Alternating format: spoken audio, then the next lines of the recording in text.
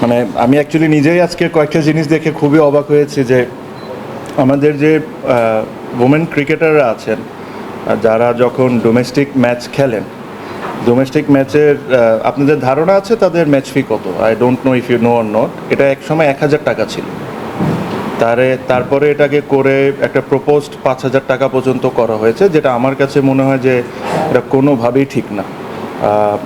ওনারাও 20 ওভারের ম্যাচ খেলেন, ওনারাও 50 ওভারের ম্যাচ খেলেন, ওনারাও 2 দিন 3 দিনের ম্যাচ খেলেন। টাকা এখনও যে জিনিসটা আজকে আমরা অ্যাপ্রুভ করেছি এটাও আমি বলবো না যে খুব ভালো, but it is much better because সব কিছু ইনক্রিজ করার একটা লিমিটেশনস আছে। সে এখন থেকে তারা T20 ম্যাচের জন্য যেটা এখন পাবেন হলো 10,000 টাকা করে, ওয়ান ডে ম্যাচের জন্য তারা পাবেন 15,000 টাকা করে, লঙ্গার ভার্সন 2 ডে 3 ডে 4 ডে এটার জন্য ওনারা পাবেন 20,000 টাকা করে, যেটা আগে হয়তো বা 8,000 বা এরকম কোনো কিছু একটা ছিল। ওনাদের ন্যাশনাল কন্ট্রাক্ট যেটা হলো ন্যাশনাল টিমের প্লেয়ারদের বাদে যেটা ডোমেস্টিক প্লেয়ারদের কন্ট্রাক্ট যেটা আছেন ওটাতে 30 to 35 ওমেন ক্রিকেটাররা কন্ট্রাক্টেডে আছেন।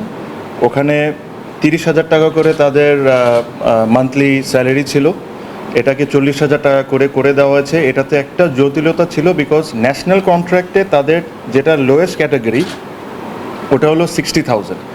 সো আমি ডোমেস্টিকটা চাইলেও বাড়াইলেও একটা গ্যাপ তো রাখতে হবে ডোমেস্টিকের সাথে ন্যাশনাল কন্ট্রাক্টে। তো এই কারণে হয়তো বা আমরা যতটুকু পেরেছি ইনক্রিজ করার অতটুকু করতে পেরেছি। মেন্স ক্রিকেটারদের বিষয়ে আপনি জানেন যে লাস্ট 3-4 বছর ধরে অলমোস্ট, যদি ভুল না হয়ে থাকি আমি, কোনো ইনক্রিমেন্ট হয়নি। এতদিন মেন্স ক্রিকেটারদের যে স্যালারি ছিল এটা ছিল হলো এ ক্যাটাগরির স্যালারি ছিল 35,000 টাকা, বি 30,000 আর সি 25,000। এগেইন আমার কাছে মনে হয় ইটস হাইলি আন্ডারপেইড। এত কষ্ট করে তারা সবাই ক্রিকেট খেলে, ক্রিকেটের কারণেই আজকে আমাদের এই ক্রিকেট বোর্ড, এই ক্রিকেট সব কিছু। মিনিমাম রেসপেক্ট বা যে কষ্টটা করে তাদেরকে মিনিমাম জিনিসটা আমাদের করে দেওয়া উচিত।